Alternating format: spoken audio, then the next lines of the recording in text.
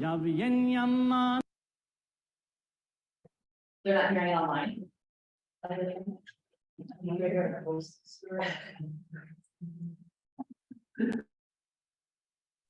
No. Siendo yo sigo trabajando para mantener.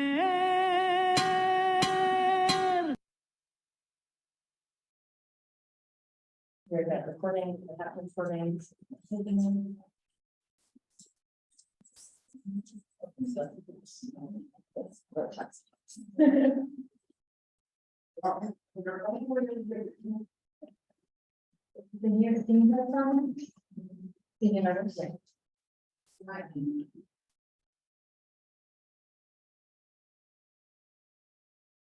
Lo que yo quiero tanto, ya vamos a la sequía. This is why we do this work. So. Ya viene amaneciendo, yo sigo trabajando para mantener lo que yo quiero tanto. Ya vamos a la sequía van todos, agarra ya la pala para limpiar el bordo, agarra ya la pala para limpiar el bordo, limpiaremos la sequía para traer el agua en la primavera. El agua es la vida para toditito el año. El agua es la vida. Pues preparemos el jardín. Las semillas sembramos de frijol, maíz y chile y luego la regamos de frijol, maíz y chile y luego la regamos. Ahí vienen ya mis suegros bajando de esa loma, brincan esta sequía y echan a maroma, brincan estas sequías y echan las maromas. Anoche fui a tu casa, me dieron de cenar tortillas chamuscadas y frijoles sin guisar, tortillas chamuscadas y frijoles sin guisar. Ya llegó el otoño, la siembra pepenamos y damos las gracias por todo lo del campo y damos las gracias por todo lo del campo. La noche está llegando, yo sigo trabajando para mantener lo que yo quiero tanto, para mantener, ayúdame, por lo que yo quiero tanto. Together, todos, para mantener lo que yo quiero tanto. Gracias.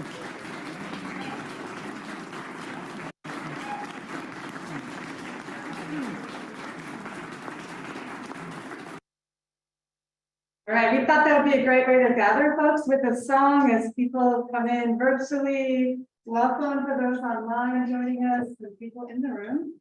My name is Saida. I'm the program co-director of the New Mexico program. Hi, everyone. Today I'm the policy engagement coordinator for our Just Economies work. And our office of public policy and advocacy located in Washington, D.C. So to start us off, for those of you who heard the song, that is a song coming from New Mexico as a way to open up this space from a man named David Garcia, who's an esequiero, and I'll be explaining what an esequiero is. But for those of you who heard the song, I'm just curious if you can identify the instrument that he's playing. It's not a musical instrument. Some of you might already know the answer here in the room, but anyone want to guess what that, for those of you who heard the song, what was he playing?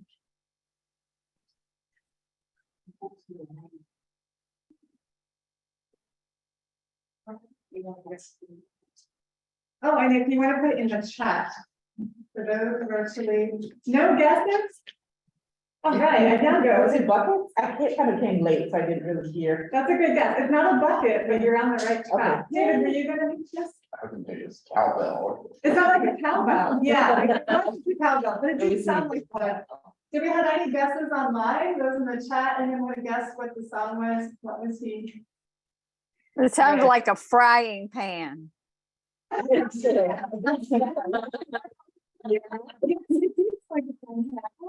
guesses. David, do you know what he was playing? David from New Mexico? Shovel. It was a shovel.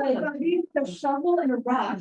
So that's like a cowbell with David playing the shovel. And the shovel is a really important tool in our work. It's called a pala. So I just love opening with the song that if you were out in the farms, you would hear people singing as they work. And so that was the rock against the shovel. So for our program today, our time with you is divided into 3 sections. I'm going to talk about the New Mexico program and show you photos. I'm really glad you're able to listen to the song from my home. And then we're going to do an interactive timeline of how did we get to the food system that we have. So we're hoping that those of you joining by Zoom that will have a way. We have a plan for how you're going to participate from afar with our timeline, so we'll see if that works. And then I'll give it over to Pinnell, who will be talking about the Farm Bill, which only happens every 5 years. We have really important work that we can do to make systemic change. So that's what our time looks like together. So I'm going to go ahead and just start sharing about the New Mexico program. Let me click the slides. Just for folks online, I think folks can all unmute themselves, so just to make sure that you're muted if you do not plan to speak. And be mindful if you're on camera, everyone can see you as well. So if you want to send a video or something, just remember to turn on your camera. If you want to feel like you're part of the conversation, do turn on the camera since you can see us. We'd love to see faces as well. And feel free to use the chat to contribute to the conversation. We do have Emily who's supporting us here, monitoring the chat to make sure that your points are included. If you want to speak, you can raise your hand. And our sections, as they are divvied up, do have times for Q&A and a bit of discussion as well.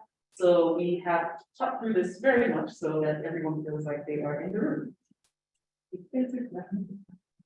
All right, so a little bit about the New Mexico program. We're going to be turning 50 next year, so that's really exciting. But in 74, and I know David, who's in the room, was around at that time. The Quakers asked AFSC to open a program in New Mexico because of what was going on and still is with the military and nuclear weapons. I've heard people refer to New Mexico as a military colony. We have bases all over the state. It's where the Manhattan Project was, the creation of the nuclear bomb. It's where they practiced the nuclear bomb and destroyed a lot of places with nuclear bombing. So the Quakers are very alarmed about this and wanted AFSC to come to do anti-nuke work. When AFSC sent a reconnaissance team, they realized that there were other deeper issues that were related to that the New Mexicans were facing around that history of militarization and colonization, as well as this history of how New Mexicans have resisted and been resilient. And these are tied up with like the land and the water. And so that shaped the work that AFSC did. It's just practicing with the clicker.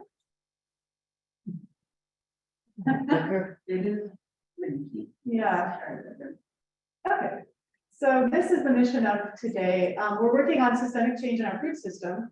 We support small farmers to make sure that there's access to healthy food by all, including our school systems. We have a farm to school program.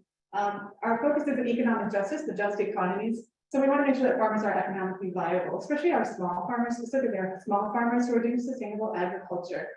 And all of this can help them to protect the land and water rights and the traditional culture of people in New Mexico.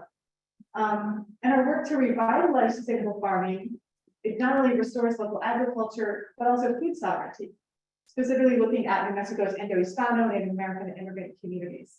And so with our partners, we're trying to work with our local folks to accompany them in the protection of culture, land, and water, and of course, the health of the communities.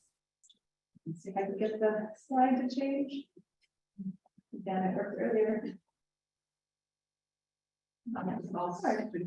So you heard me talk about the man singing a song as he walked in as an acequiero. So I wanted to explain what acequia is, because it's a term that's known so much outside of New Mexico. But the acequia system, and then in Spanish it says, "El agua es la vida," water is life. Very true, living in a desert, water is such an important resource, nothing lives without water. And so we have this beautiful system in New Mexico called the acequias. It refers to both the actual irrigation canals. You can see in the left picture, there's some water running from a compuerta, the little gate. And on the right, the picture is a group of acequieros, people who use the acequia, and they're digging. This is called the limpia, the cleaning every spring. It just happened.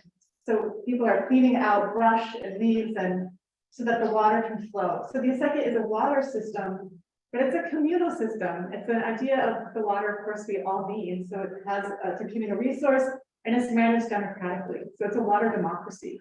And there's not many water democracies left in the world. So it's interesting to see people come to New Mexico to look at how people are managing this really important resource together. That's our acequia system in a nutshell, what that is and what that can look like. And that song that David is singing at the beginning with the shovel, you can see all the shovels.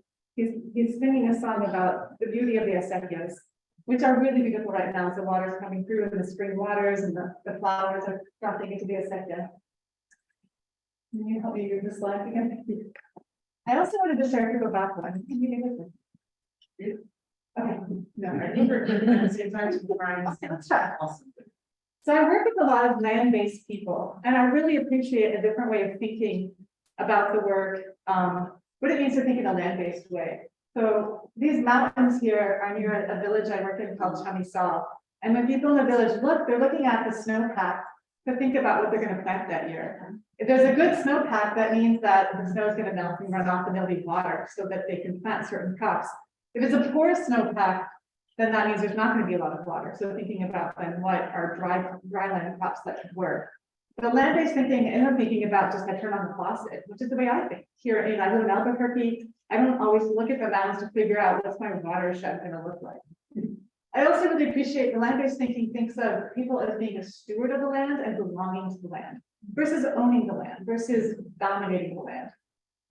There's also a communal understanding of the land and the resources. And so instead of seeing things as private property, this is mine. It's understanding everyone needs the water, and there's a different communal understanding. I don't know if people can read because there's a strange bar that's coming up, but there's a lot of traditional knowledge in the communities that AFSC works in. And for a long time, that traditional knowledge has been dismissed until like there's a scientific study that proves it. And that's always interesting. I've seen that happen in my 15 years at AFSC, where traditional knowledge said that the acequia is not wasting water. It's going back, the water's going back into the aquifer. So when they open the comfort of the gate and the water flows out onto the fields, the water isn't being wasted. It's watering everything and it's returning to the aquifer. It's creating beautiful wildlife habitat. But a lot of folks said, no, we should only do drip systems. And we do drip systems at AFSC, like the plastic tubing with little drip. And so there was this idea that the traditional way was not a good way. Well, then our university, New Mexico State, did a study and found that what the traditional people have been saying is true. When you use the acequia, you are recharging the aquifer, you're putting water back. It's not just evaporating the way that some of our big like Elephant Butte where it's dammed water, there's a lot of evaporation. That's not happening with the SEC yet. So it was great that the university like proved what people said, and it really helped our policymakers. They quote that study a lot, but it's interesting how their knowledge has been dismissed. And we see that, all over the world in traditional knowledge. Also working with land-based people, there's a deep spirituality about the land, which as a paper organization, we can really appreciate. And I love being part of some of the ceremonies that go along with the farms and the incentives. All right, I'm gonna try the clicker. No, thank you very much. Try it again. Okay. So we're talking a lot today about food systems, and we have, and again, I don't know if people online can see the black box, but our food system is inequitable, and it wasn't always that way. So later we're going to do this timeline of how did we get this food system, but the process of colonization and the issues of racism are how we got that food system, why it is the way it is. And our current food system is unnatural, it's unsustainable, right? It's not appropriate. So we want to make sure that we are supporting traditional people in ways that are sustainable and appropriate and allow again the traditional knowledge. Right again. Okay, this is my the former director of the New Mexico program, Don Bustos. I think some of you have met him, and this is a picture taken by National Geographic on his family land, which is now almost 400 years in his family. And so when you look at these things on the table, I have a bunch of training manuals and things. He and I worked on those together. He brought that wonderful knowledge to AFSC, and then we trained folks. So our work is an accompaniment model. And I brought the principle when I came on staff of only going over invited. That was really important to me and had been at the last nonprofit that I'd been at. And so I'm happy to say we've been invited by 6 different tribes in New Mexico, as well as people in northern, central, and southern New Mexico to come and do work with them around the protecting of land and water and building alternatives to our current food system. If we can rebuild our food hubs so people can live off their land, can keep their water rights, everyone can have access to healthy food, and we can care for the environment, that's what we're trying to do in our work in New Mexico.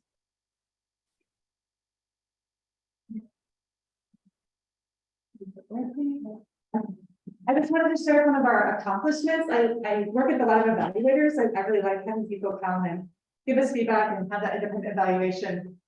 So in about a decade's worth of time, we've trained almost 60 new farmers.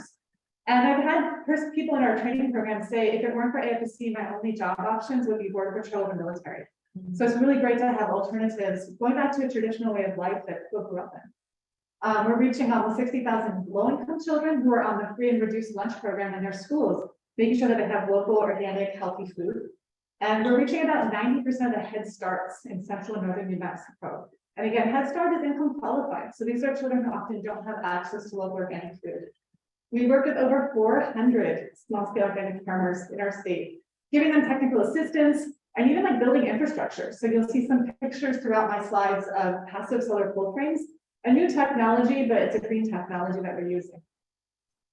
We've created 22 new organic farms, and actually I'm working on another one. When I was earlier this week building up another farm with a farmer in the South Valley of Albuquerque. And we've incubated 3 new farmer cooperatives. So I use the word incubate because we get it started, but then we always turn it over to the farmers to run themselves. 2 of our farmer training programs are now run by our partners. The one in the north and the south will continue. And then the one in Albuquerque, the county wanted to mimic, so they're now adopted it and they've been running the program there too. So we no longer have a year-long training program. All of the community folks have taken it over. This is great. And then recently our Farm to Food Bank program, which was a response to COVID, the state of New Mexico on March 2nd, started one based on ours, and they're funding it with taxpayers' money, which is great. So it's no longer private money that AFSC is fundraising for, it's like the state is going to fund this. And they have a Farm to Early Childhood, ECE stands for Early Childhood. So they're also consulting with us on that new program that they have, knowing that we have 6 years experience and they're 1 year in. So I was just talking with folks yesterday about how we do it. That's really great to see these accomplishments. And that's our garlic harvest there in Espanola. It's a group of our farm trading harvesting garlic. Okay, thank you. I don't know why there's a black box, but that's heading of building cooperative farms. So that's important to us in rebuilding and building an alternative food system. That the food system can be really competitive and cutthroat, which can be a race to the bottom. And then what happens when we have a race to the bottom? And you see exploitation of farm workers and things like that. So we're doing cooperative farming. So as I said, we've incubated 3 farmer cooperatives. Every year we have an annual farmer gathering. We put up pictures of the farmers around the state gathering. And we're building this network of people wanting to work cooperatively. There's about 30 farms involved. And I really appreciated at one of these meetings, hearing an older farmer. He was our oldest farmer. He'd been organic farming 70 years. We have an 18-year-old farmer. She was brand new. And they were all together. We got them all together. And he just said, you know, I'm pledging today, I will never undercut you in the market. Like, I want your farm to do as well as mine. And so as we build this network across the state, what that means is people want tomatoes year round, but you can't grow tomatoes year round in Espanola. But in November, you can grow tomatoes in Las Cruces. So when farmers are working together, they get a customer and they can do that.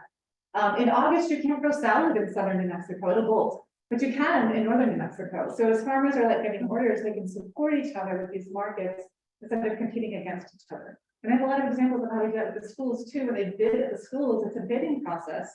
So again, you go race to the bottom, never the lowest bid. So we talk to farmers about, why don't you grow salad and you do cherry tomatoes and you do carrots, and everybody gets a bid. There's no competing against each other. There's no pushing the prices down.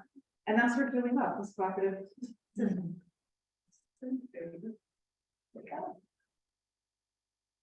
Okay. We have a lot of support for the New Mexico program, so we've been very attractive to funders.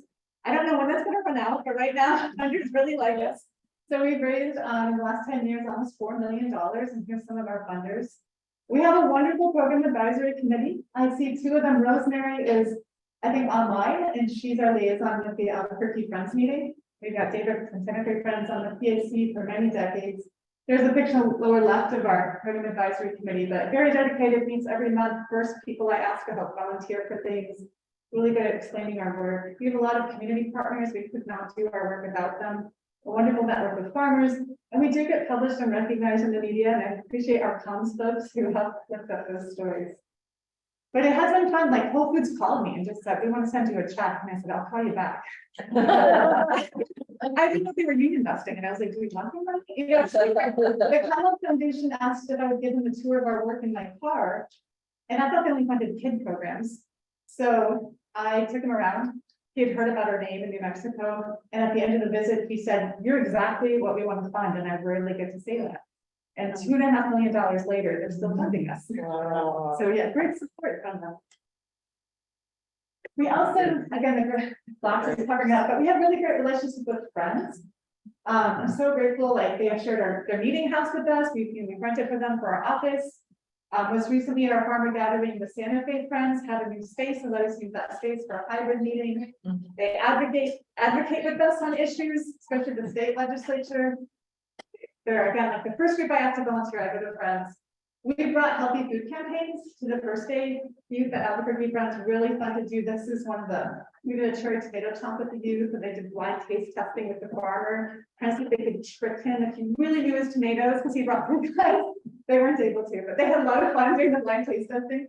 And we built a garden at Albuquerque Friends years ago too. During a recession that really hit AFSC, they waived our rent for a year, and we built a garden with them. But just wonderful relationships with friends in Las Cruces, El Paso, Santa Fe, Albuquerque.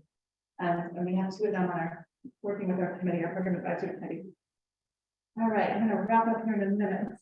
So I also want to share some challenges, because I don't believe in just saying, oh, everything's great in our program. We do have challenges. A lot of times people see us as a farm project, but we're a social justice organization that uses farming as a tool. And you know, some people just think we're farmer technical support. And so like when the county adopted our farmer training program, that's how they saw it, whereas we're a social justice organization. So the way that they adapted it wouldn't have been the way that we would have done it. We don't want to graduate people from a training program to go to compete against each other. That's not the social justice way that we want to do it. People often don't see the dots between climate change and agriculture. Agribusiness is one of the largest drivers of climate change, not the kind of agriculture that we're supporting, right? We all have to eat, we need agriculture. But if you're doing monocropping, if you're using pesticides, if you're using contained animal factories and you're putting methane out or ripping up the soil, releasing carbon, or dumping things into the aquifer like cow poop, you know, all of those are really destructive practices. So people don't always see the connections between the climate change issues and what we do. Also the intersections of economic justice and healing justice and peace. Again, if we're seen as a farming thing, that's not always apparent.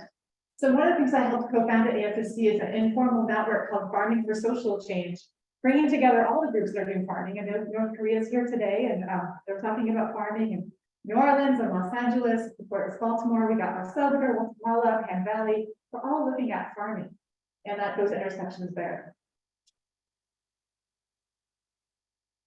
Few more things about the climate. We have a lot of extractive industry in New Mexico, very heavy on oil and gas. It makes up a big part of our economy. It runs, they brag about how they pay for our schools. So, and the military, it's the largest driver of climate change. So they're creating a climate disruption. If we can lift up and support and revitalize resilient systems that are not driving climate change, that is one way we can fight that. This is a picture of us with our pellas, our shovels at the state capitol in Santa Fe, the oldest state capital in the country. And we're there to talk about how the policymakers need to support the Sapias and the fight that we have. We really feel like our best hope in climate change is these resilient systems, is using them as models. Next slide. So our vision for the future is to rebuild these systems. We want land-based people not to be displaced. We want the traditional knowledge to be respected and their values affirmed. We want to support small-scale sustainable farms, not big ag. And so we'll be talking about how we can do that. We have this historic moment this year with the Farm Bill. We want our Sapias to be thriving. We want the water rights to stay in communities. We have Wall Street coming in, wanting to gamble on water, wanting to speculate, wanting to sell it off. We want to grow food, not commodities, not alfalfa that's going to cattle. We want all the Mexicans to have access to healthy foods. So you'll see on the table, I've got some of our examples of how we're doing our Head Start program and our Farm to School. Those are all low-income folks, and if we can intervene before the age of 8, we can really change health outcomes. We know that health is differently based on race and racism, right? Like people's health outcomes. So we want to make sure we're getting in young. And then the dignity in this kind of work. And of course, the big goal that we all want to aim to see is we do not want to have colonial racist policies that dominate our systems. And that's another picture of a farmer gathering there at one of the tribes. Lastly, this is how we're working towards that. We want to change the discourse. So we want people to know the history that brought us to the food system today, which is why we'll be doing that as an activity. We want to know that we want to help land-based people be the decision makers and not the leaders, not an afterthought and a grant, like we see folks do that. We hear that from especially indigenous folks. We want the SFDS systems to be respected. This is a way to manage this resource, and they are a backbone to our community. And Manila will be talking about how we need to change the subsidies. So like we're subsidizing big ag. We need to shift that all to little ag. The price of organic food would not be more if that was subsidized rather than McDonald's kind of food. We need to change the trade agreements. And I think this last slide is just, we have a Facebook page, we have a new website. We do offer all of our manuals here on the table. And for those of you online, we have them in English and Spanish. We have a lot of videos, we have a lot of resources. And again, we're part of this network within AFSC Farming and Social Change. So thank you for hearing more about the New Mexico program. I think that was the last slide for now, and we're going to move into the 2 minutes or any. Yes, you're right. I wanted to say, we have time for any comments or questions about the New Mexico program. Either if you're virtual, feel free to raise your hand. Or anyone in the room that has questions or comments. Bob. I just have a comment about the international learning about what you're doing. My wife, Whitney Betts, and I went out to Laos as quicker service Laos in Vietnam in 1981. It was a very small project budget. And we were asked by the Lao to help villages with small scale irrigation projects. What we discovered was that during the Vietnam War, USA had a lot of money. Laos received more money than any other country in the world per capita, except for Israel. And they made massive irrigation schemes. As they thought, massive irrigation, massive water level problem. They all failed. Wow. The only ones that survived were community-based. Those communities were able, because one of the critical questions that is who controls water? Yes. And if the political body making the decisions is larger than the community, trust breaks down. So they were community-based and they were wildly successful as long as we kept them small. People said scale it up. And we said we can't scale it up, we can spread it wide.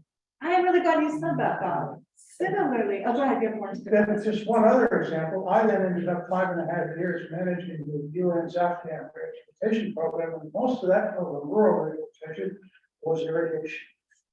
And once again, the same that the Afghans in the whole Persian area historically built underground terraces, tunnels to bring water so it would evaporate from the pass.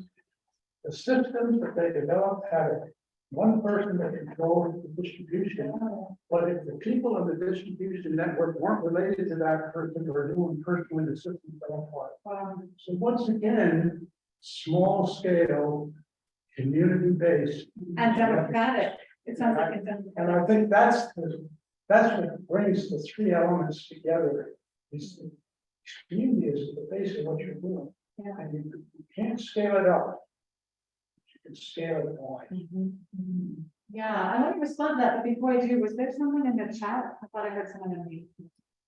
It's interesting that you had that happen, Bob, you said in the eighties, because in the 2000s, Don Bustos and I were approached with, you have a great model, but you need to scale it up. And scaling it up was like, there's all these buzzwords in food systems work, so scaling it up was the big one.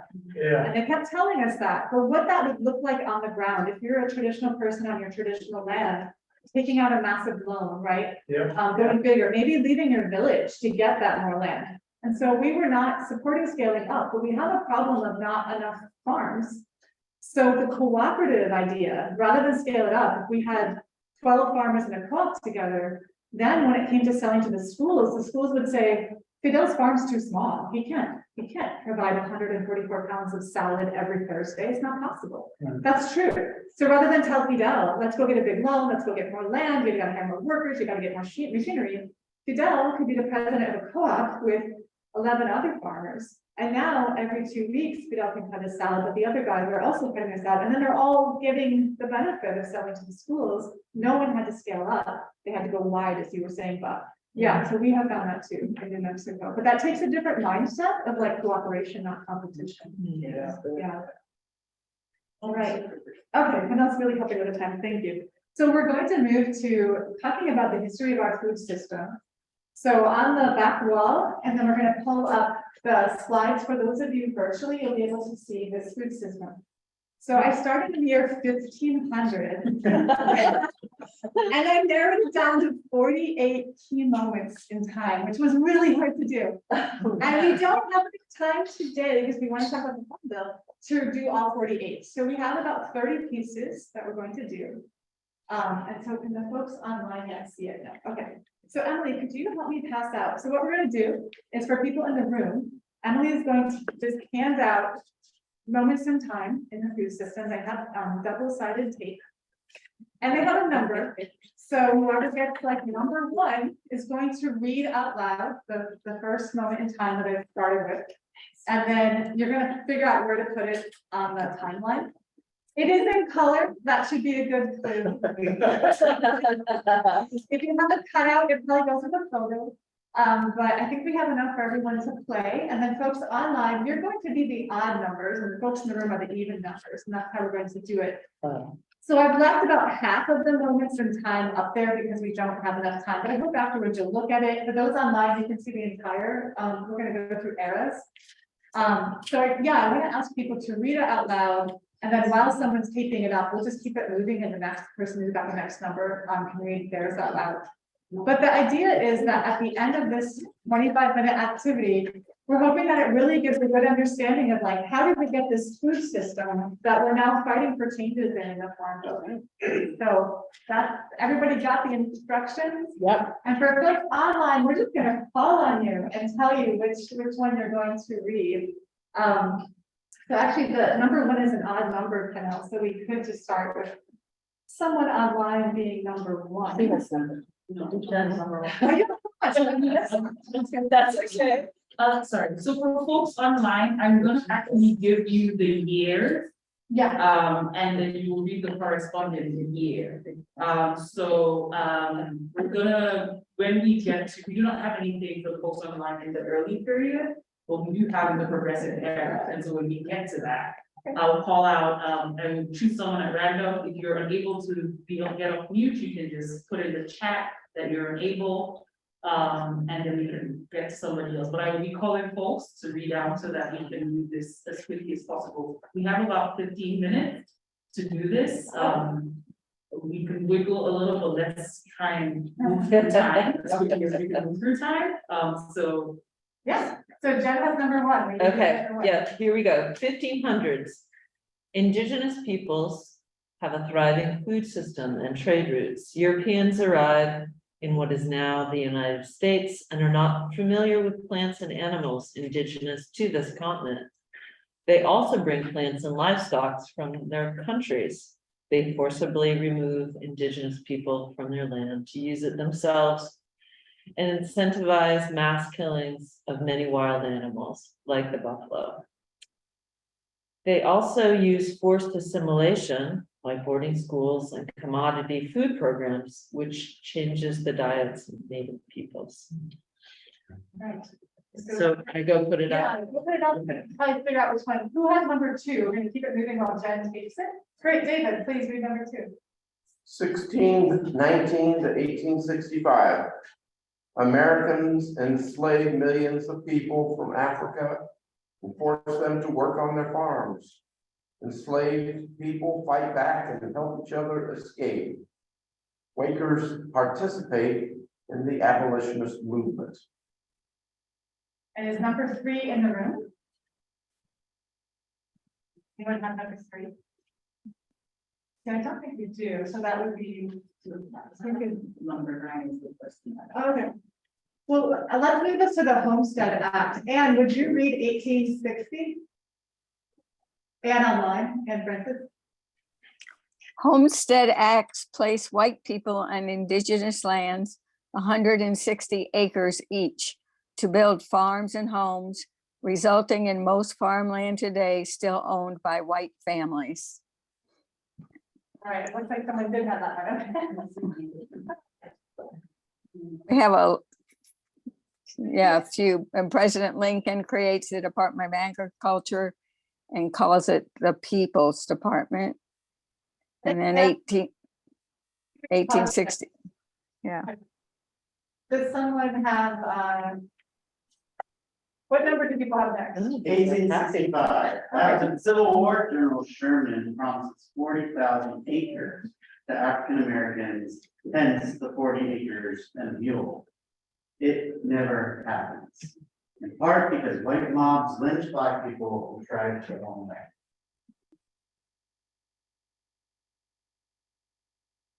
All right, so we're gonna skip to the next period. So I'm leaving some up, we're not gonna go through all 48. But. All right, the progressive era, who's got the stock market crash? Anyone in the room have that one? Oh, me? Anya? Number 8, okay. Following the stock market crash, the Dust Bowl and Great Depression, hunger became so widespread that it drove down the price of food, threatening the livelihoods of farmers, food producers, and vendors. President Hoover insisted that charities and social services could provide for those facing hunger. But witnessing blocks-long red lines, Americans placed responsibility for mitigating hunger and poverty with the government. And then someone else. Okay, so let's see, Eduardo, would you read the next one online? That's what I'd be at, 1933 through 39. You'll have to unmute. About now, can you hear me? Can you hear me?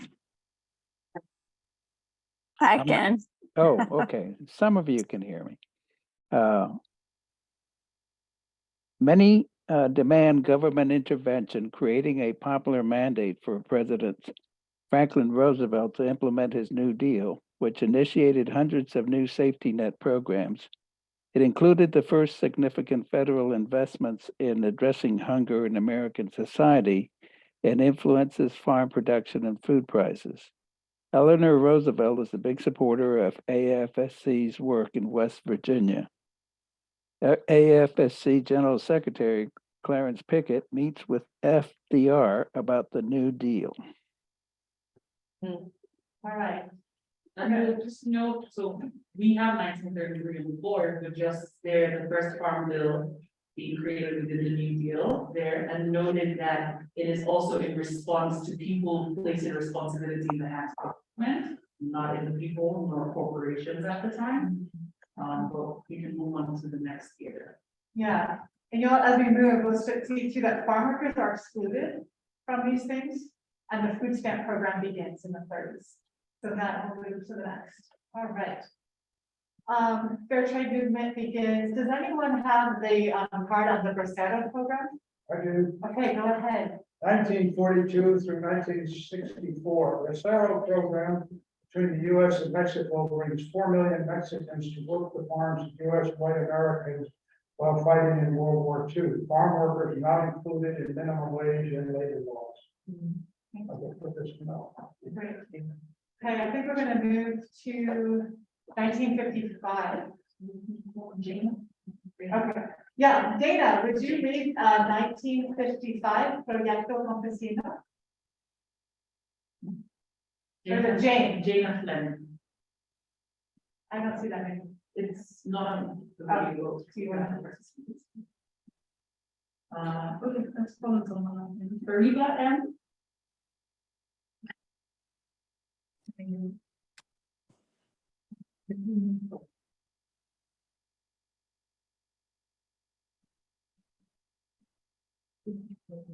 1955, Proyecto Campesino, also called the Farm Labor Committee of AFSC, starts in California and hires Cesar Chavez to assist community organizer Fred Russ. Thanks for. Thank you. Okay, we're moving to the 60s. This decade was fascinating. So for those of you who lived through it, I had a whole panel on the 60s. Incredible things happening during this. All right, so does anyone have the 1960 with what John F. Kennedy did the day after his inauguration? Does anyone have that one? Laura. During his campaign. Yeah, thank you. Okay, so during his campaign for president, John F. Kennedy witnessed extreme hunger in West Virginia, motivating him to make the expansion of food assistance central to his platform. One day after his inauguration, Kennedy signed an executive order for a pilot food stamps program in 8 of the most food insecure states. Thank you. What number is that? 16. Yeah, thank you. How about the 60? All right. Do you remember 17? Did anyone have 17? If not, maybe it is up there. Okay, so we'll move on from that one. What about the first convention of the National Farm Workers? Does anyone have that one? 1962, the first convention of the National Farm Workers Union is held in California, which later becomes the United Farm Workers Union led by Dolores Huerta of New Mexico and Cesar Chavez of Arizona. The union creates better wages and working conditions for the mostly immigrant population that created the Food Americans.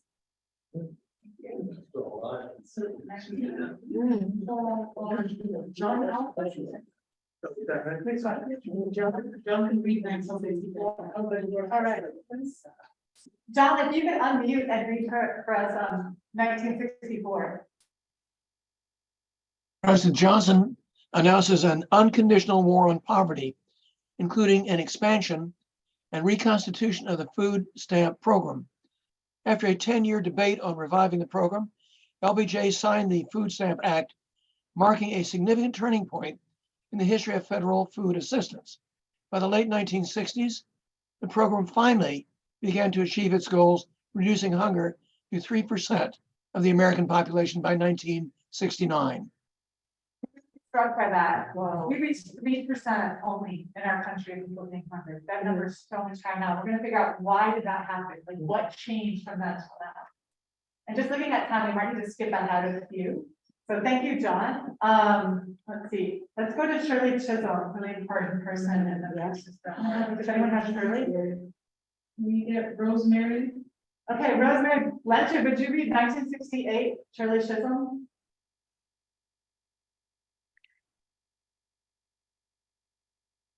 Okay, I can't see it real clear on my screen here, but I'll read it. Shirley Chisholm, 1968.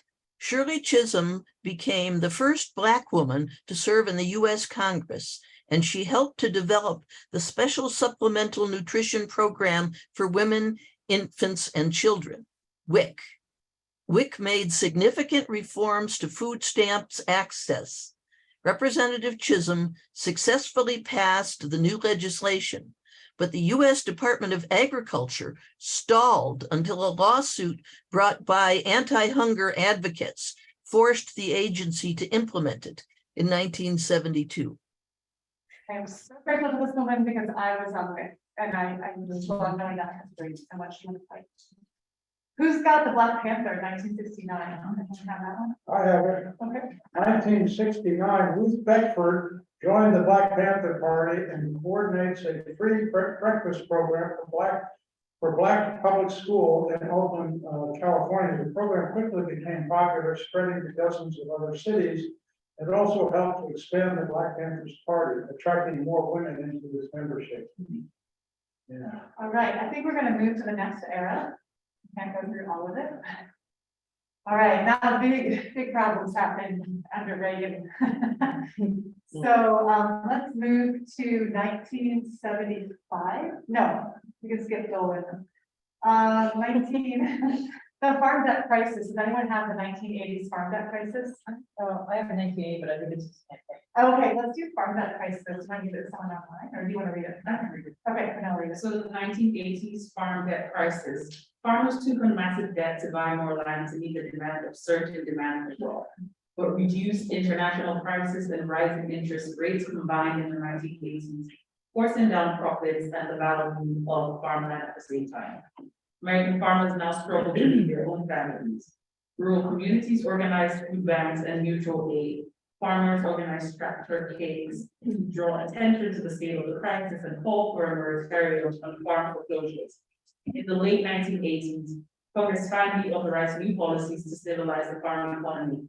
But to many farmers, these legislative interventions were too little too late. Thank you. I've been growing up in part of Illinois, as part of my childhood. Farms just turned into strip malls, and in the 80s it just went on. So I think he said, you have the next one, President Reagan. Yeah. In his presidential campaign, Ronald Reagan successfully used racialized and gendered tropes of welfare queens and food stamp fraud to recast hunger as a problem of personal responsibility. Anti-taxation activists and self-described neoliberal economists joined with segregationists, anti-communist crusaders, and the so-called moral majority of evangelical Christians to restrain the power of the federal government and promote an alternative vision based on free enterprise and individualism. This conservative coalition insisted that hunger was a problem of individuals, not of society, reframing calls for equal access to food as reflective of the failures of the poor to accept their personal responsibility. The Reagan Revolution shifted the frames through which many Americans understood the causes and consequences of hunger. And now for this next one, do you call us? Yes, give me one. We have Peggy, Peggy, would you read 1981, the next one on President Reagan?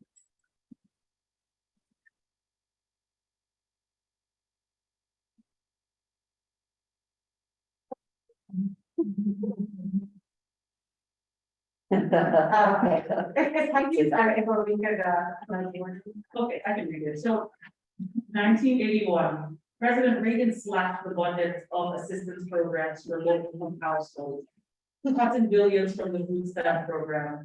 Fearful that these cuts would leave Americans starving, Congress passed the bipartisan Temporary Emergency Food Assistance Program, TEFAP, which expanded the distribution of surplus agricultural products to the states.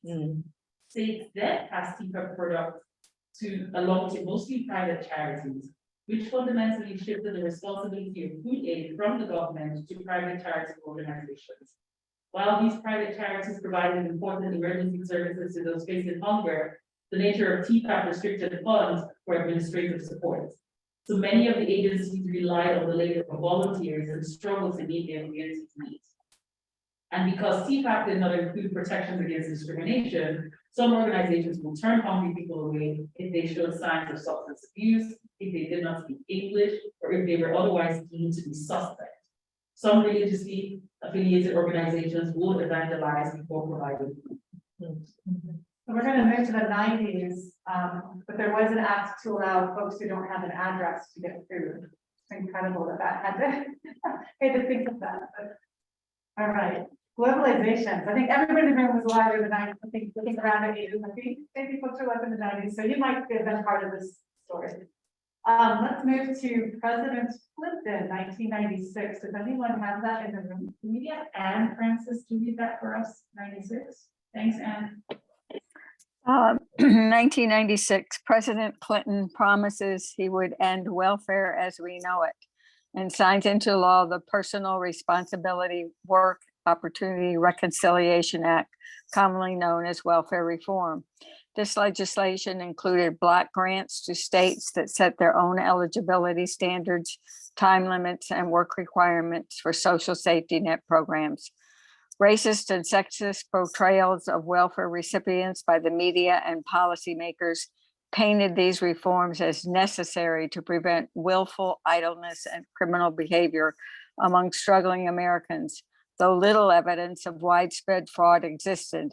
Thousands of once eligible families immediately lost access to benefits, and thousands more were discouraged from applying. All right, 97. We're going to move to North Korea. Does anyone have that? David? Yeah. AFSC responds to the famine in North Korea by providing food aid and then begins building an agriculture program supporting farmers. What about the 95 through 2000 USDA sued for discrimination? Does anyone have that or is that an online? Eduardo, do you mind reading that for us? 1995 to 2000. Thank you. I can do it.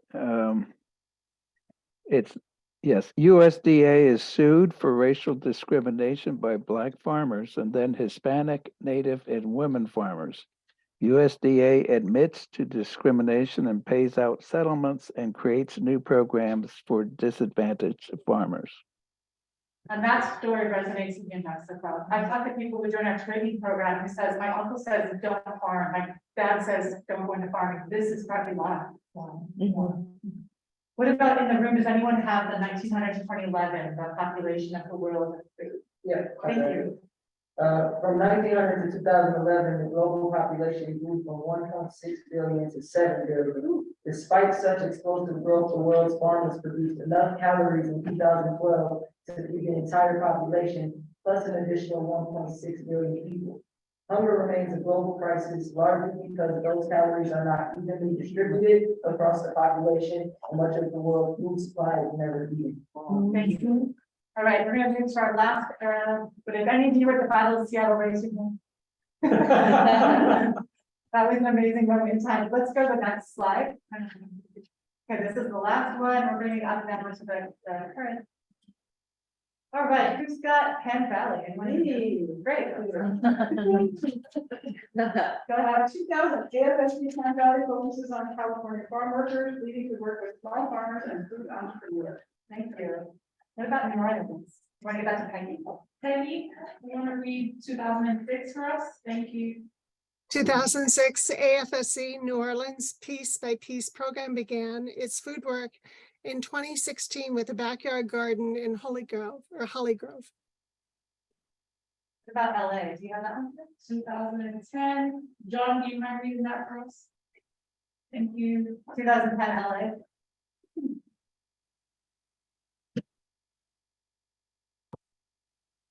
Yes, John, we can hear you. 2010, AFSC Los Angeles began 2 school gardens at 2 high schools, and rather quickly, youth engaged community and helped build a community garden in each of those 2 communities. All right, 2017, does everyone have farming for solutions? The Farming for Social Change Internal Network is created by AFSC staff in New Mexico, Baltimore, New Orleans, and Los Angeles, and continues today. Now including Penn Valley, California, North Korea, Guatemala, El Salvador, and AFSC's OPPA staff.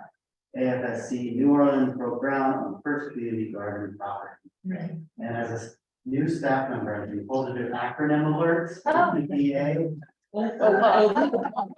Office of Public Policy and Advocacy. Thank you.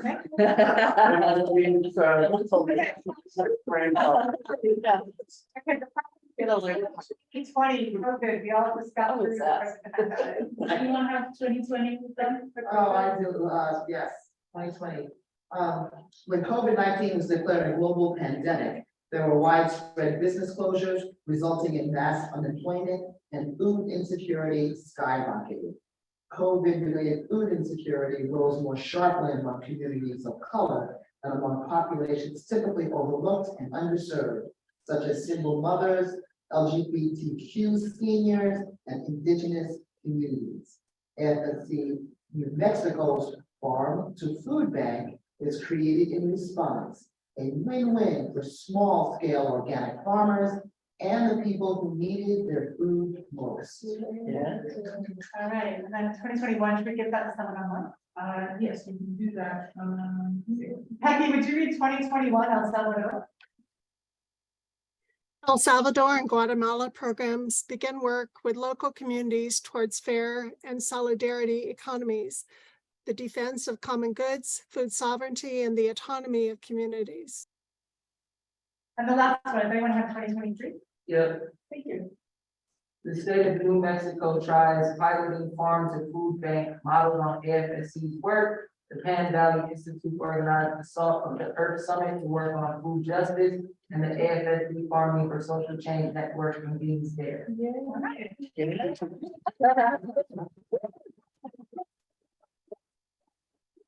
Lot of it, Yeah, right. And I'm sorry for the typos, that was my first time making it. Before I turn it over to Panel, maybe we have time for 2 comments on like, were there things that surprised you that you had never heard about the way our food system got to be where it is today? I know. I really appreciated how much information you gave us in a small amount of time. That was Yeah. very interactive. But I also appreciated how you helped us to understand the food crisis in the context of race and gender and sexuality. I mean, it was just so powerful, and so that there's so much there to unpack, but I really appreciate that. That was powerful. The things that echo off that too, with the power and all of that, is also seeing like who's in that seat, the government, and how that persuades or portrays different things in that agriculture. Like, for me, that was the first time I seen kind of like John F. Kennedy and Reagan, and then, saying like, what is different, like, it's going to be different, how that makes sense. Yeah. I see Sonia and then Bob and any other man on my house to help with Sonia. Yeah, I mean, I think that I had not really formulated the understanding of how politicized hunger became. Yeah, yeah. This presentation, and you can see it starting with the sort of positive politicization of it in Kennedy's campaign, maybe positive. And through Reagan, really through Reagan, but also for people who want to frame this as a partisan issue, like, Yeah. it's not a partisan, right? We look at like Hoover and FDR, right? Like Hoover's like private can do it. And then people are like, no, government, right? So interesting. Yeah. Bob. Just a quick historical note, in the 80s, AFSC continued its support of the United Farm Workers Union. In fact, their senior negotiator, who actually negotiated their contracts up and down the Southwest, was David Burciaga, who was on the staff of the AFSC. It was a joint project of the Community Relations Division here in Philadelphia and the Northern California office in San Francisco. We actually conducted David's annual reviews, and Caesar and I go down and do these. We say, Bob, if you give him a bad review, there will be a picket line. That's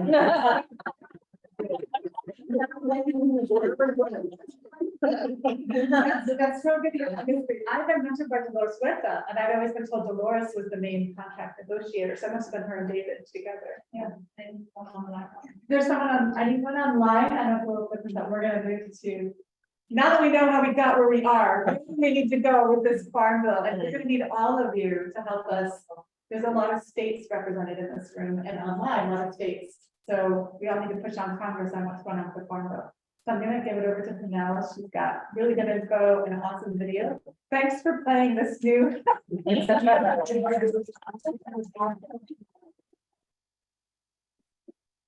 Thanks, folks. So we do have just another 30 minutes of presentation, and to switch it up, there's some videos as well, so just an audio visual one. Can I ask that you just turn up the light there, David, so that we can see? Do you want to turn on the? Sure. And then I would you mind looking on the fan? Do you mind kicking the play on? Whoa. It's a yard, okay. I don't know, it's not me. You're moving the mouse too, so that's. Am I? There we go. Oh, sorry. So what is the Farm Bill? For starters, the name, the Farm Bill, doesn't tell the whole story.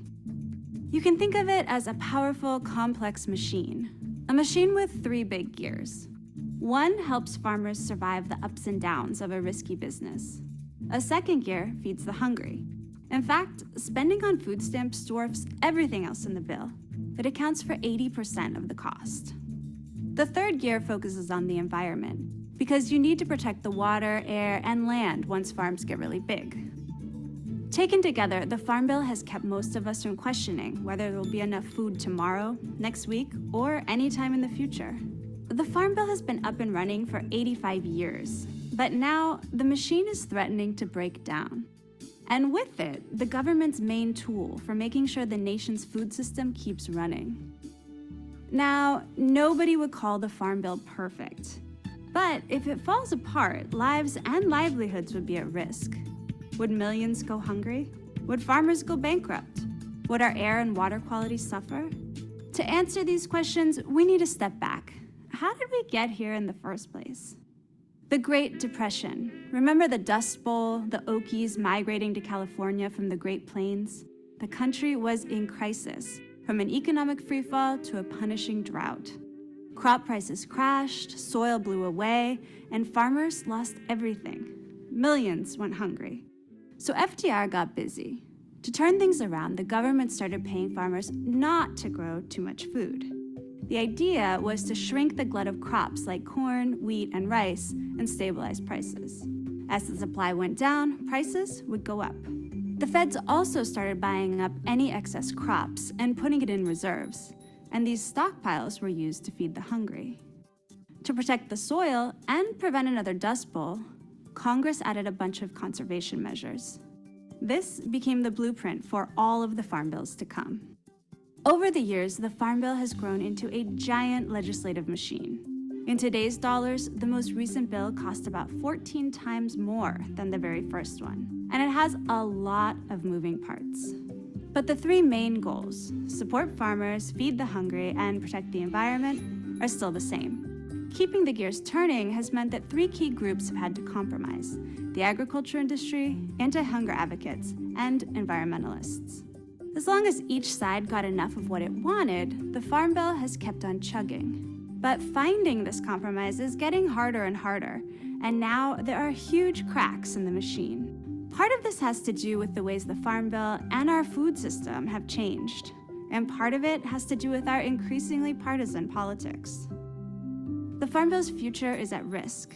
To understand why, let's look closer at how this machine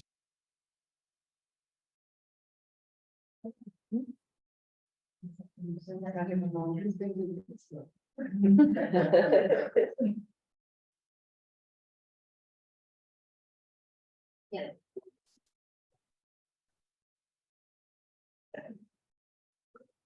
machine actually works. Now, stick with me because things are about to get a little wonky. First, let's look at what farmers get. The Farm Bill today gives them money in 2 important ways. They get subsidies for farming, cash payments that keep production high and prices for consumers low. And they get crop insurance, which protects farmers in case they lose the harvest or prices drop. In both cases, taxpayers write the checks. Free marketeers and food system reformers call this corporate welfare. That's because a lot of the money goes to big ag, not struggling family farmers. About half of all payments go to farmers making more than $100,000 a year. Plus, most of that money pays for things we don't even eat, like ethanol for cars, cotton, and animal feed. Or it goes to crops that end up in the cheap, highly processed foods that have helped drive obesity and the rise of food conglomerates. Meanwhile, sustainable food advocates want more funds for organic farming and fresh produce. But agribusiness has become a powerful political force and doesn't want to give ground. As for farmers, their income is way down, and they're fighting to keep these programs in place. Another pressure point? SNAP, the food stamp program that helps 41 million low-income Americans afford groceries. It was added to the Farm Bill in the 1970s. That move helped sway urban lawmakers to support a bill that had mostly benefited farm country and encouraged rural lawmakers to support anti-hunger programs that were used mostly by the urban poor. At this point, you would think everyone would agree that people shouldn't go hungry. But food stamps have gotten bound up in the debate over government benefits. To Democrats, anti-hunger programs like food stamps are the heart of the social safety net, and they'll do anything to keep them in place. And while Republicans are behind the push to cut spending on anti-hunger programs, the dynamics of hunger have changed. People living in rural America, which tends to skew conservative, are actually more likely to use food stamps than those in cities. The third flashpoint, environmental protection. Big Ag wants to slash regulations that tell farmers not just how, but where they can grow crops. They say these rules protecting rivers, prairies, and migrating birds have gone too far and hurt their bottom line. But environmentalists say the Farm Bill is already way too weak, and they're fighting attempts to roll back protections for water, wildlife, and air quality. The big question now is whether the Farm Bill compromise can hold. Can each side back down and offer just enough to keep the machine running, or will the gears grind to a halt? Because if the Farm Bill breaks down, almost a century of food and agriculture policy will go up in smoke. Some think sending the Farm Bill to the junkyard wouldn't be such a bad thing. It might make room to shift the balance of power away from Big Ag and toward a more localized and democratic food system. But there's no guarantee that we'll end up in a better place if we scrap the Farm Bill, especially in today's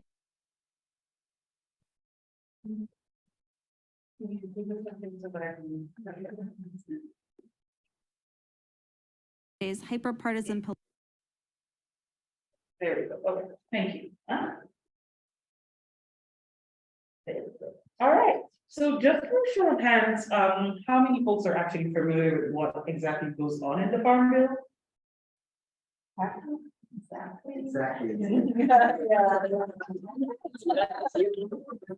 want to make sure folks online can, so please use the chat, the hands on the hand raise feature as well, just so we can get some engagement. We're going to do some quick Farm Bill 101. I think that video was such a good introduction. I would say parts of that video was nuanced and other parts missed some of the nitty-gritty of the situation.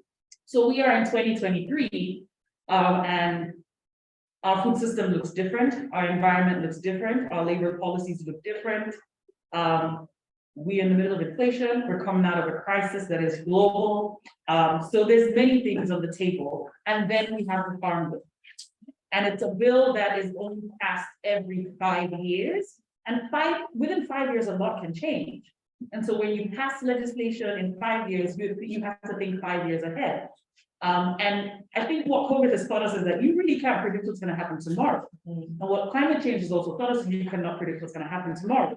But we do know things are about to get worse. And so this bill is almost like a disaster preparedness bill. And fun fact, most of disaster aid that goes through the government to people comes through the Farm Bill. FEMA does some stuff, but USDA really is the deliverer of disaster aid to farmers, to homes, etc. So this bill really does have to be thinking, what's the worst thing that could happen? So there's this beautiful zine that some partners have created, and I would encourage you all to review. It just nicely brings that entire story together, and it's a good printable material as you have these conversations with other folks. Why we're talking about the Farm Bill at AFSC is that it's an important nexus for our climate justice work and our food justice work. Oftentimes, you hear in the policy space that the US government is not doing enough on climate. There was a bill that passed last year called the Inflation Reduction Act, and if you've been following policy spaces, that was such a contentious bill because of the process through which it passed. It was a very partisan process. And so one side of the aisle was not interested in it passing in any way, and the other side of the aisle saw it as their Hail Mary to prove that they were doing something. And then you had Senator Manchin in the middle. And we were, positioned in a way, because we had a program in West Virginia, we were at the front lines of that conversation because they were like, who knows how to move Senator Manchin? And so our West Virginia program really had to step up to the plate. This was also the first time the US government had passed any kind of resourcing towards climate change. It was a huge bill, there was a lot of money in there. There were a lot of concessions as well that were made, and we can talk about that another time. But after that, there was a hunger and a drive behind the advocacy. They're like, this is our only chance to pass anything climate related. This is our only chance. The IPCC had revealed a report. The IPCC is the Intergovernmental Panel on Climate Change at the UN, the United Nations, that brings out a report on how bad things are. And they were like, things are bad. And we're like, oh, things are bad. Now, never. Whoa, now. And that hunger and that drive and that fear pushed us to pass that bill. But the reality is that every day is another day to take us one step closer to climate justice. And the Farm Bill shows us that opportunity. In the United States, 11% of greenhouse gas emissions is through agriculture, from the seed to the plate. Every step of the production line contributes to greenhouse gas emissions. And it's a significant way for us to pull back and to commit to our greenhouse gas reduction plans and proposals and what we say at the international stage that we're doing as leaders. So the Farm Bill is another opportunity to do that. And people are hungry. Both the people growing the food and the people who need the food. There is hunger across the board, and the Farm Bill can address that again. And then there's other things in the Farm Bill, like research and trade and energy and forestry. And yeah, there's quite a number of things. But there's also things that you would think would be in a bill about farming and food that are not in it. So it's always important for us to look through that and just get a sense. The Clean Water Act, water and farming, brother and sister, not in the Farm Bill. Taxes around food, not in the Farm Bill. Irrigation water rights, not in the Farm Bill. Food safety issues, not in the Farm Bill. Labor rights and protections of the people that grow our food, not in the Farm Bill. What is in the Farm Bill? Crop insurance, disaster insurance, because it's getting hotter. The rains are not predictable anymore. Farmers, it's harder to plan, both in terms of growing your food, but also the consumption of the food. If there's no money, your demand is reduced. Local and regional food systems, the farmer's market in your neighborhood, that is decided by the Farm Bill. What it looks like, who gets to show up there, and how much the food actually costs you at the farmer's market is all decided by this bill. Trade policy, why we had a dialogue and exchange program in Jordan a couple of weeks ago, and one of the farmers there spoke about how, because of the cost of wheat from the US, they can't grow wheat because it is not economically viable for them to grow wheat. So they have to grow other things. And the fertilizers that they use is determined by this Farm Bill. So whatever happens in our Farm Bill affects multiple people, farmers across the world and hungry people across the world. The kind of food aid we deliver is determined by the Farm Bill. AFSC has programs around the world that are in some way humanitarian as they present, because that oftentimes is the first way you enter a community and you build trust. The kind of aid that is often delivered is dependent on the Farm Bill. I'll move on to the next slide. Funded about $100 billion a year. It is so interesting when we talk about how much money we spend on things. We often get into the defense, non-defense spending. And as a peace organization, we know that we spend way too much money on the military. We need to cut that budget. We need to just decimate it, for lack of a better word. But we also need to talk about how much money is going into the Farm Bill and who gets that money. Enter in Big Ag. After the military and the fossil fuel industry, Big Ag is right there. Big Ag has this interesting position where both people are their allies, because they're slowly entering into the fossil fuel industry as well. And we'll talk a little bit about that at the end of this. But the four major things that the Farm Bill spends on are nutrition, food stamps, food. So that the Farm Bill is a food bill, it is a hunger bill, it is a nutrition bill. It also is crop insurance. Like I said, when disaster strikes, when food goes bad because nobody buys it, who's supposed to pay for that? Who gives the farmer money for that? Commodities. Commodities is kind of like the exchange program supporting commodities like corn, biofuel, cash crops, like they colloquially called. Commodities falls into that area, how we sell what we're growing, and then conservation. And right now it's like, obviously we should think about conservation, but it wasn't always in the Farm Bill. And a lot of the titles we see in the Farm Bill showed up at different junctions. It took people like you and I, it took some environmental activists, it took some organizers to be like, we need to be talking about this in the bill. But it also took a policymaker who believed in that to push that forward. The policymaker of the year on the Farm Bill, the chairwoman, Senator Stabenow, who happens to be from Michigan, where we also have a program, is retiring this year, and the Farm Bill is her legacy. And so the concern here now is, are we gonna get a Farm Bill in place before she leaves? Because on the spectrum of things, she's more progressive and has defended so many instrumental programs in the Farm Bill. But the debt ceiling is also a thing that's coming up. And elections is also a thing that comes up. And so much happens around the Farm Bill. It just has this unique way of falling down the wrongest time. It's like, you could have next year or next year. It is never convenient because hunger is inconvenience and disasters are inconvenience. And so we just have to take it on as we see it. So we're thinking, Tell you the rural development in the, yes, that's like, I live in Burlington, Iowa, you have millions of dollars in Mhm. solar panels that you can put up through the rural development program yes. in agriculture. I just need. Oh, yes, definitely. So that's under the energy title, right? And it's very interesting, the kind of energy that is talked about in the Farm Bill. Currently, advocates are fighting against using the Farm Bill as another way to drive a false solution. And so the term false solution in the climate justice industry is when you hear things like green hydrogen, pink hydrogen. It sounds funny, it's not gonna work, is what we realize. But when they're like, how do we remove carbon from the air? And how do we use our farmlands to do that? The IPCC, like I mentioned, the group of scientists, I'll just say, last year said it's too late. There's already too much carbon in our soil and in our water. So any policy that is talking about carbon sequestration or removing carbon from the air is a false solution because scientists have told us we have reached the brink. There is no point in doing that. So we also have to be aware of things like this. I'll keep us moving just in the interest of time. The process, every 5 years, it is reauthorized. Couple of things in the Farm Bill is split into two. Things like SNAP, commodity conservation, they are mandatory funding. Once the Farm Bill is authorized, money must go to them. Other things are not mandatory funding, meaning every year that the US government does appropriations, every year that they draft the budget, every year that the president requests the money, they have to decide how much they're going to fund these programs. So if the Farm Bill falls to a halt, certain things will be fine, like SNAP.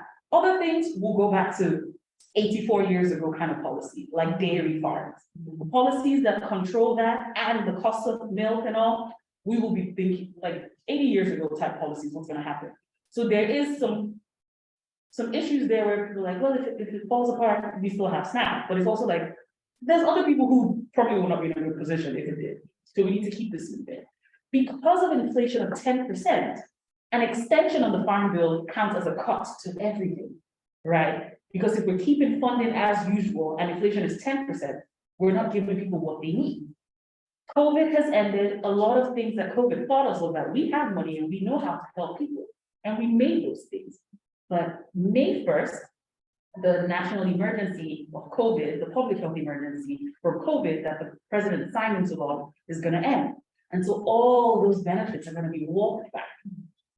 So in the place of inflation, as well as everything else that's going on, the cost of living, people still dealing with COVID because the pandemic is not over. We're losing the benefits that came from acknowledging this as an emergency. Once it's signed into law, they decide how to fund the programs. As advocates, we need to be in that space as well. Now, within the 5 years of each bill, we have to decide how those programs are run. So if we created a new program today and we somehow found a member of Congress who was willing to create this program, we have to then liaise with USDA, the Department of Agriculture, on how that program is supposed to be run. Because one of the key conservation programs that we have in the Farm Bill, while great on paper, funds Big Ag, who is a key pollutant because of how the program was written. So we actually have to pay attention that what we are creating isn't co-opted by Big Ag and once again marginalizing communities and small scale farmers. So there's multiple ways to get involved in the Farm Bill. At AFSC, these are our overall demands in our campaign for a Farm Bill for all. We're saying it should help alleviate hunger in the US and internationally. We are acknowledging that the Farm Bill can't end hunger, and it was not meant to end hunger. In that video that we watched, we saw that the Farm Bill was created kind of to address surplus from farmers. So automatically, it wasn't about people who were hungry. It wasn't about you and I, it was about the farming industry. And so we know that you cannot bring that goal into something that was not intended to that. Like people say the system is not broken, it's working the way it was meant to. We're saying it must support local and regional food systems, including stewards of the systems. That includes the farm workers, the people in the meat packing industry, the small scale farmers, the drivers. In any way that we can secure their rights and their safety, we must do that. And the systems, food systems have to be local and regional. And they have to benefit the planet, protect the environment, and address climate change. Because not all local is good local. At CAFOs, that is the I keep forgetting. Contained animal factories, yeah. Yes, different kinds of farms are local to somewhere, but they are terrible. They're ruining the soil, they're ruining the water. And so not all local is local. So it has to benefit the planet, protect the environment, and address climate change. The Farm Bill needs to advance racial justice and socioeconomic equity. In the 90s or the 1970s thereabout, we had a significant portion of farmers, Black farmers. At the moment, 90-something% of farmers are white farmers. Black farmers are dying out. We're running out of farmers. The average age of farmers is 66. Who's going to grow our food? Oftentimes when you go into rooms, the farm industry pits advocates like us as anti-farm advocates. But our major call is that we need more farmers. And we need to break down the barriers of entry so that we have more farmers, like the work that we're doing in New Mexico. And it should support initiatives that do not undermine democratic practices and processes. The farm conglomerates, the bigger they become, the more they buy up people's farms, they take up people's autonomy and the ability to express their self-interest in the space. And so that's something that we're seeing across the Southwest as well as in California. And we have some Quaker academics as well writing documents about this and trailing this and just talking about how big ag buying of farms changes the democratic nature of a community and a state. New Mexico in the Farm Bill and AFSC also in the Farm Bill. So now the states with the highest share of SNAP households, that is of their population, they have the highest percentage of people in SNAP. The first five states, AFSC has programs in 4. New Mexico is the first, West Virginia is the second, we have Louisiana, and we have Oregon. And in those 4 programs, we come at the food system in different ways. In New Mexico, like Sarah described, we support farmers and also making sure that children have food. In West Virginia, we work on poverty and anti-poverty issues as well. In Louisiana, we're using farming as a tool for social change. We use urban gardening. In Oregon, we accompany immigrant community members, migrant farm workers as well. And so we're coming at it from different spaces and we're seeing hunger in every space that we're working in. And so it's very interesting that we align with these numbers in that way as an organization, which also shows us that there is opportunity for us to ensure that we're contributing to the solutions. Now, state of play. We have, so I'm just going to narrow in 2 things, hunger and climate, because those are 2 things that are very contentious at the moment. The Democrats are on one side, the Republicans are on one side. The Senate is Democrat run, the House is Democrat run. So we really are going to see a very partisan run for who controls the Farm Bill and who gets the issue in. With SNAP, SNAP is threatened in many ways. They always want to cut SNAP. This is not new, it's been since day one, but how they come at cutting SNAP is always creative. With the debt ceiling and us needing to reduce the costs of how much the US is borrowing and spending, SNAP has come up again as something that they want to cut. And now they want to use work requirements to cut it. And then that gets into the labor conversation of things. And so AFSC alongside other partners are pushing back against that. And we see a number of Democrats who have committed and drawn the sign and the line to say they are not going to cut SNAP, while the Republicans continue to push. What is interesting is that when we go back in time to 1996 and the Bill Clinton Welfare Reform Act, and in a recent letter by the Republicans that was sent to President Biden, they said to him, you supported those reforms back then. What's stopping you from supporting them now? So the ghost from his past comes to one thing.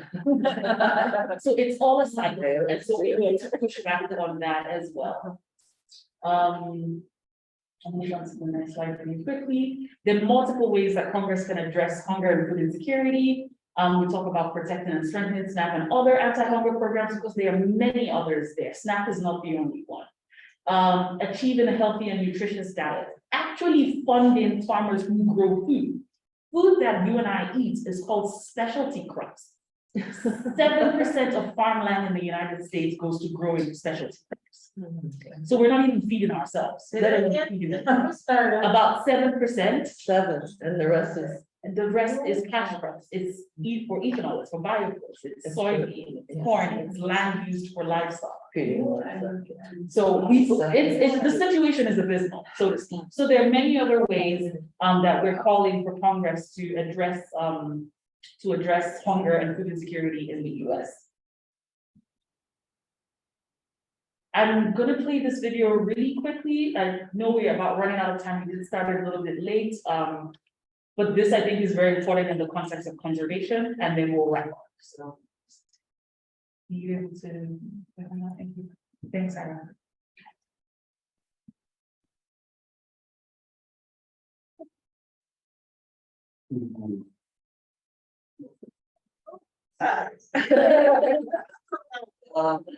I mentioned before that you don't really have to farm to get farm subsidies. You don't have to live on the farm. You don't have to live near the farm. Well, it turns out you don't even have to be living to get farm subsidies, as the Government Accountability Office showed a few years ago, following up on some of our work. And USDA recently reminded us, encouraged us, that it's not as bad as we might think. They did a follow-up study, and they showed that very few dead farmers who are getting subsidies are getting them improperly.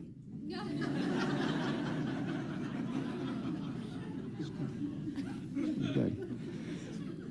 So Michael Kinsley was right, of course. What is shocking, what is scandalous in Washington is not what's illegal, it's what's legal. Conservation. 2 points here. You probably don't realize it, but the biggest, most expensive, and in some ways most effective conservation programs for our land and our wildlife are funded through the Farm Bill. That's the first thing. The Conservation Reserve Program is a good example. Pays farmers to take land out of production 10 years at a time. They take fragile land that shouldn't be planted.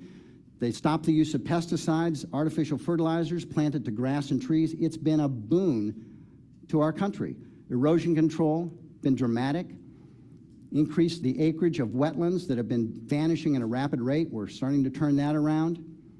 Protecting streams by planting strips alongside between the crop field and the stream to cut the pollution. And we've brought the Central Flyway and the Pacific Flyway literally back to life through this Conservation Reserve Program. The substance alone is enough to convince you, I hope, that this is worthwhile, a good expenditure of your money. But here's the kicker.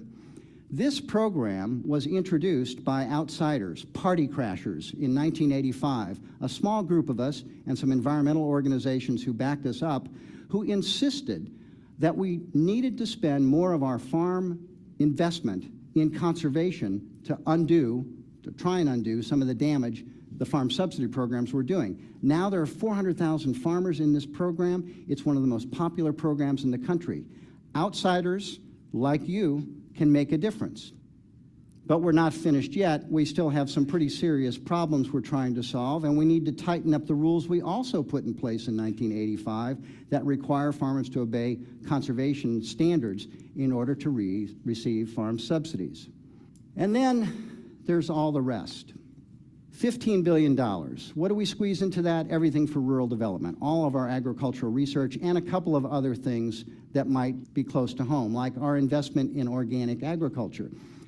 This is a part of the food system that has exploded. It's now a $25 billion industry, but if you look at its presence on the landscape, it's a very different story. In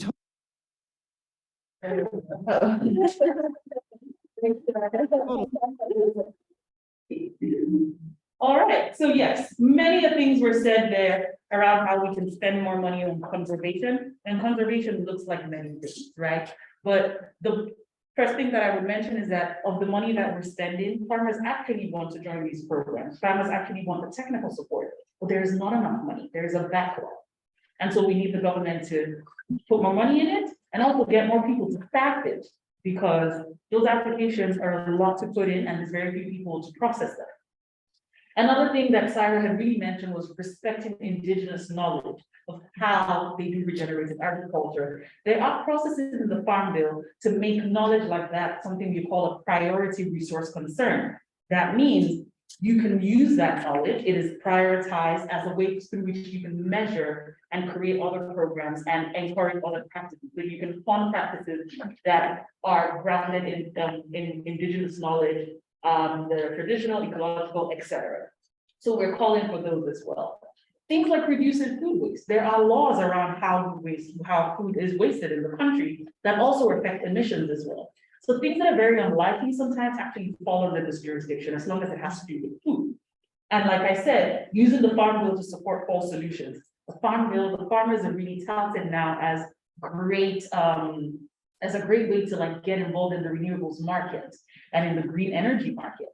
And we actually find that a lot of farmers are now being halted for their data, right? So that big ag and other corporations and the tech world can offer solutions about how they can use them in this climate change, the road to climate change, without actually changing their practices and making sure that they get the money. So we have some concerns there as well. I will invite you, April 18th, we have a Farm Bill webinar that we're doing with Faith Partners called Define the Faithful Farm Bill to Protect Our Climate, where we'll hear from folks at EWG who were instrumental in getting the conservation title on what we should be calling for in this moment. And we will share some handouts so you know where to find it. It's also on our website. We invite you to join us. It will be recorded if you're not able to join us. And we will wrap up now with a quick exercise that we like to call head, heart, and feet. And I think folks online, you can also see this as well. So we just want you on the Post-it notes that you have shared, it hopefully hands, that we know I can share something that we have here. Thank you. So let us know what you have learned, one thing you have learned, right? One thing you feel based on what you've heard today, and lastly, what action steps you want to take. We do suggest some action steps for you as well. And folks in the chat, if you just want to pop that in the chat using head, a colon, writing your thing out, a heart, a colon, feet, a colon, and then we'll wrap up together. Thank you. Can anyone?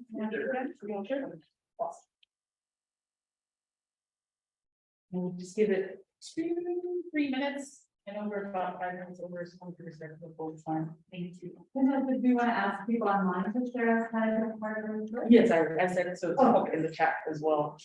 And you want to bring up the chat so you can kind of see it in the corner of your life.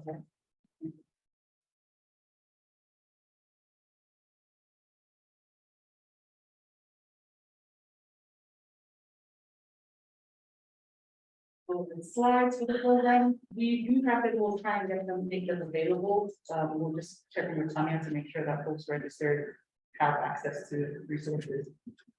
And I think this might have to live on this.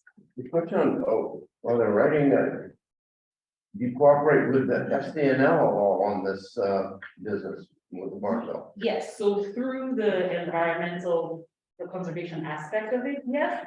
FCNL oftentimes has priorities for policy, and the Farm Bill is not the top priority for their engagement in terms of like the legislation itself, but in the environmental piece and anti-poverty aspect, yes. We are in the same coalitions in DC, and we do overlap in certain spaces. Okay, but not working directly together. Not working directly. When did you start working on Farm Bill?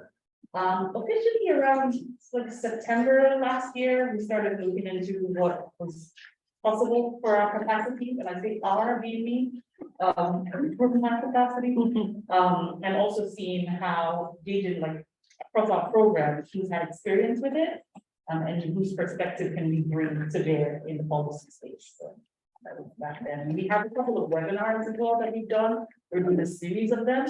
So partner with farmers and other advocates as well to make sure folks know about how we can get food justice through the Farm Bill, but also learning about the food system at large. If you could put your post-it for those in the room by the head, the heart, or the feet, that would help us to see everyone. It's like getting up and moving around, and thank you so much for coming and listening. Good morning, how are you do? Your birth is morning. Thank you. Thank you. We can post in the chat, we're seeing some walk-in, learning about more of what you need to do. We will share with you 5 things to do. Sarah, do you mind passing me the patients there, sorry? Would like to promote papers for AFSC about the farm bill in your meeting, definitely. I can also come and do a workshop of some sort with your meeting house if you would be interested in that. Especially in congressional issues. Yes, definitely. But we suggest 5 things that you can do. One being supporting your local food system. So purchase from local regenerated farms and farmers markets, community supported agriculture fairs and grocery stores. Learn from the stewards of your local food system as well. Advocate for a just farm bill.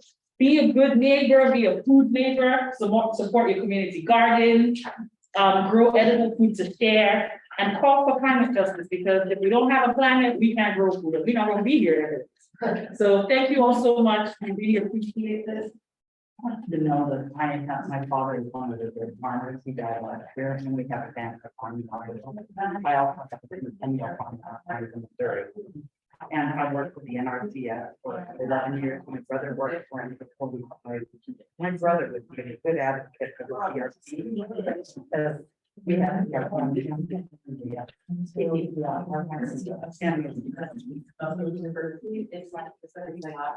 Nice to see you again, John. Nice to see you, Peggy from Ann Arbor. Take care. See you soon, man. Thank you. Yes, see you, Rosemary, too, and all the rest. Thank you, everybody. Bye-bye. Bye-bye. We have to